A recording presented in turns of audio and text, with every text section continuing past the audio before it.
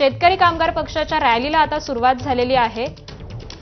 आज या वर्धापन दिनाच्या निमित्तानं राज ठाकरे आणि संजय राऊत हे एकाच मंचावर आल्याचं आपल्याला पाहायला मिळेल आणि त्याच पार्श्वभूमीवर या वर्धापन दिनाच्या पार्श्वभूमीवर ही रॅली सुरू झालेली आहे। आजच्या वर्धापन इंटरेस्ट आहे, वैशिष्ट्य असं आहे की या वैशिष्ट्य सर्व इंडिया आघाडीचे स्टेट लेवलचे आणि देश पातळीवरचे नेते या ठिकाणी आमच्या वर्धापन दिनाला शुभेच्छा देण्यासाठी येणार आहेत।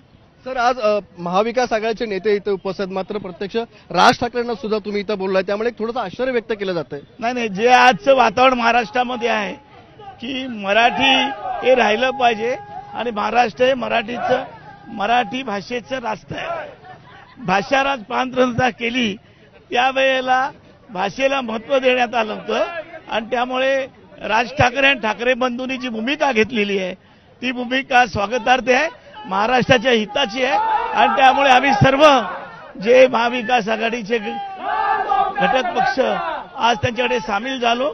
परवा वर्डीला जी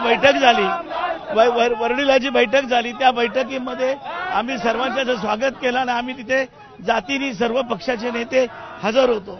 सर, तसं राज ठाकरे यांनी अधिकृत अजून महाविकास आघाडीमध्ये प्रवेश केला, महाविकास आघाडी बरोबर अधिकृत डिक्लेअर केलेला नाही। तो विषय वेगळा आहे। आज आमचं या ठिकाणी मराठी भाषा एक राहिली पाहिजे। आमचा काही हिंदीला विरोध नाही, पण प्राधान्य मराठीला राहिलं पाहिजे। किंवा उत्तर पश्चिम कुठल्याही नागरिकाला आमचा आणि राज ठाकरेंचा पण विरोध नाहीये, पण आमचं मराठी पण राहिलं पाहिजे आणि मराठी पण आणि महाराष्ट्रीयन पण आणि ज्या मराठी ठेवण्यासाठी ज्या 105 हुतात्म्यांनी इथे बलिदान दिलं त्याचं आठवण आम्हाला येते आणि त्यामुळे त्या दृष्टिकोनातून तर शेतकरी कामगार पक्षाच्या वर्धापन दिनानिमित्त या रॅलीचं आयोजन करण्यात आलेलं